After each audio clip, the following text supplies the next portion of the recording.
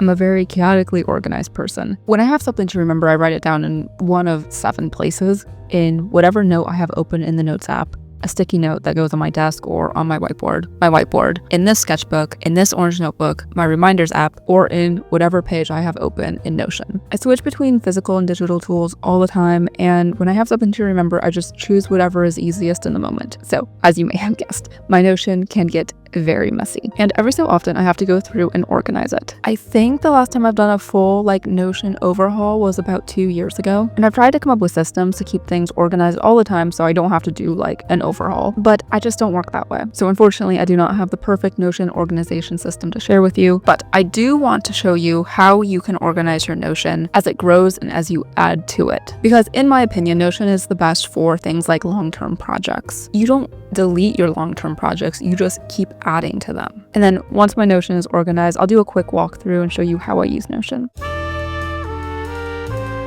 So when you go to organize your Notion, take your hands off the keyboard and take out a notebook. You have to create a system that is personalized to your needs, and I find that that's easiest to do planning on paper. So everyone uses Notion a little bit differently. That's why when I get templates, I delete most of the cool, fun features because I just don't use them, and it just complicates the process for me. So you want to organize your Notion around how you think, not around someone else's aesthetic template. As you'll notice when I start showing my Notion, I don't really use Notion for things like habit tracking or daily to-do lists. But that doesn't mean you shouldn't incorporate those. You should be making it personalized to you. So first, you're going to want to plan out your sidebar. I have most of what I use under Liv's World. It's cute, but I hate having to click on it to then get to the other pages that I access more. So I'm going to have Life, the Studio, Career, Archive, and Personal Curriculum on my sidebar. Everything else you can delete or move to Archive. I really like having an archive page because I do not like to delete things. I'm like, well, I could use it again. Well, if I happen to use it again, I know I can probably find it in Archive, so just throw it in there and then forget about it. Okay, so the Studio, that is what I use for content creation and content planning. That's going to be the most complex, so that's what I'm going to tackle on camera here. So we're going to start mind mapping. My main issue with Notion is that it's really easy for things to get buried. I'll end up having pages within pages within pages within pages. If you put the main page, so the Studio, in the center, and then connect the other pages with lines, you're going to see how many clicks it's going to take for you to get to something. Write down anything you want to keep or pages you'd like to add, and then also delete or archive things that you're not using. But this is going to help keep everything a little bit more organized and easier to find. I find that figuring this out on paper is a lot easier than trying to figure this out in Notion. I'm an out of sight, out of mind person. I need to be able to see everything or I will forget it's there. And the best way for me to be able to see stuff is to be able to keep it on a page where I don't really have to scroll. Everything's going to be right there when I click onto the page. Now, because I'm working with a very limited amount of space, because I'm choosing to do that, each page needs to have its own purpose, not multiple. And there's going to be exceptions to this rule. I love putting these fun photos and widgets in, but if I'm being honest, they take up a lot of space and I don't use the widgets. I wish I did. So for now, I'm deleting widgets. I'm deleting all the fun photos. One piece of advice I have is just accept Notion can't do everything. It has limitations. I try to have a cookbook page, something where I could just access recipes, and I have to be honest, I don't use it. I love using a physical cookbook, but what I think I would use Notion for is for weekly meal planning. So any meals that I really love, I can throw into this page, and then I can search for stuff. And I feel like this would make the meal planning process a lot easier. But again, it's me. I do like physical things. I don't want everything to be digital. And sometimes, just depending on what it is, I have a problem using digital tools or digital features when the analog one just kind of works better. On one of my recent personal curriculum videos, I got this comment: can you do a video on how you make your Notion, how you organize yourself using Notion? Whenever I look at those schedules, timetables, I get pretty overwhelmed and I don't know how to do something similar. So I do want to show just really quickly how I made a really simple personal curriculum page. So first, I did update my personal curriculum page. I made it so there's a weekly view and then the monthly view is under that, and then the courses are at the bottom because I was really tired of scrolling through the entire month, especially if I was at the end of the month, to be able to see what I had to do for the day. The weekly view was just a lot easier for me to see on a daily basis. So I did start with a template. I deleted about everything except the calendar and the courses. So I'm going to start with an empty calendar, and then I'm going to press this little plus over here to make a page. I'll just name the assignment. So I'm going to delete tags and then go to properties and add status. And then I'm just going to keep what it gives me for default, not started, in progress, and done. I'm going to add another property, and this is going to be relation, and you're going to link it to your courses. And then you'll be able to choose whatever course the assignment is related to. Date is already added, and I don't know how I overlooked that when I was doing this, but you do not need to do this. Date is automatic when you have a calendar. But you're going to add another property and you're going to choose select. And with all of these properties, you can go in and rename them, but you're going to go under options and type your options. So I'm going to put like reading, assignments, and projects. And then when you look at the calendar, all you're going to see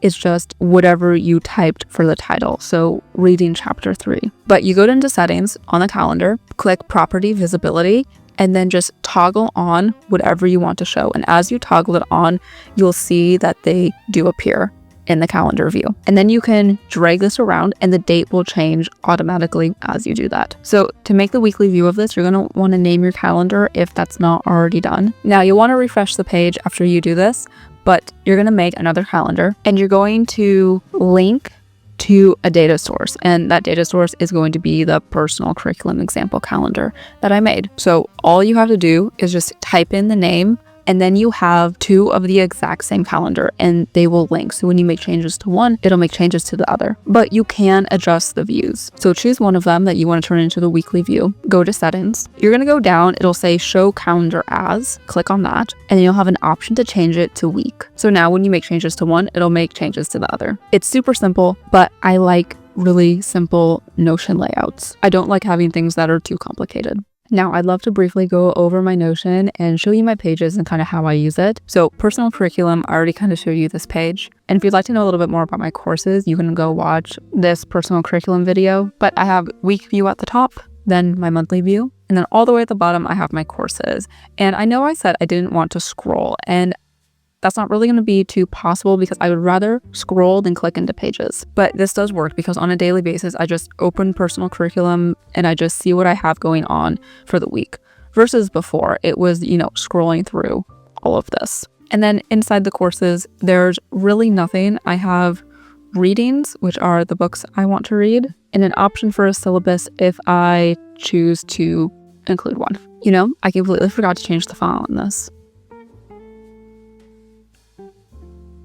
Much better. In life, I have home projects. I do want to think about building a flower garden next year, so that's where this research is going to live. Meal prep. I did a food diary for a few weeks. I just need to make sure I know where this is for like medical reasons. And then book collections, I like the look of. I was thinking like what would look really good on the bookshelf. So right now I only have Penguin Little Black Classics. But as I do more research on publishers and book collections, I will put those in here. Because I'm not using very much space, I kept this little GIF. And throughout most of the other pages, I have this. It's notes.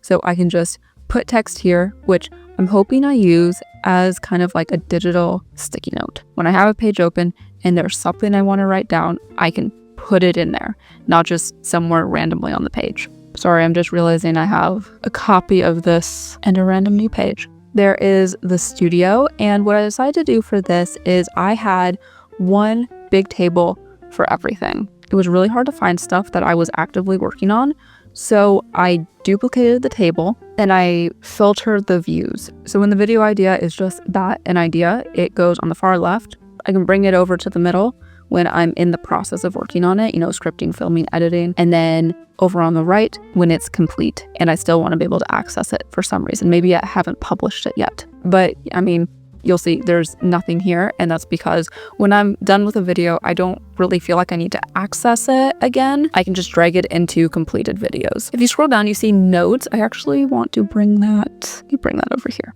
I like that a lot more. Got notes over here, again, kind of like the digital sticky note idea.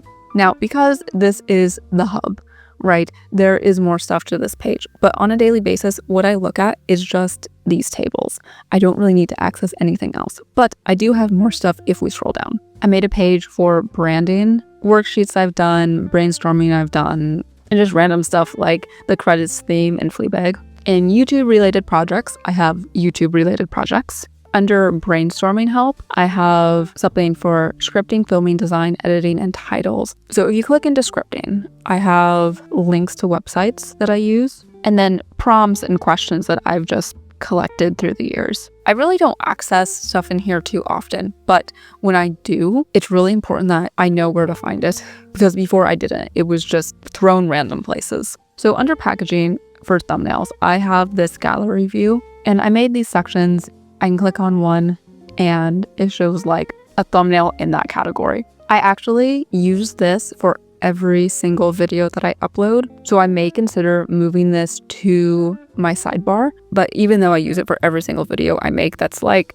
every other week or so. So I'm not accessing this too often, I guess, but we'll see. And then I have a template for my YouTube description. I use this every single time I upload. And again, I am considering bring it into the sidebar, but I don't know. I don't want to make my sidebar too much. Moving on to career, I have another notes. I have pitching, I have my portfolio, digital product ideas that I have, and then that yearly overview HQ that was on my sidebar that I moved in here. And then down here, I have some fun stuff. I have like any copy that I needed to write. I think like website and stuff, tax, things, upskilling, and editing time log, and then places for remote work. This one's really fun. So I'm gonna have to blur this out, obviously, but I like review them based on things. So I need to know the download and upload speeds because I'm a video editor. So I'm usually downloading or uploading stuff. And if I'm not there working, I'm usually working on content. So I'm also downloading and uploading stuff. We got a pros and cons list and then just like random notes. Something I want to mention, a gallery view is a really fun way if you want to be able to show pictures or GIFs without them taking up a bunch of space. And then I have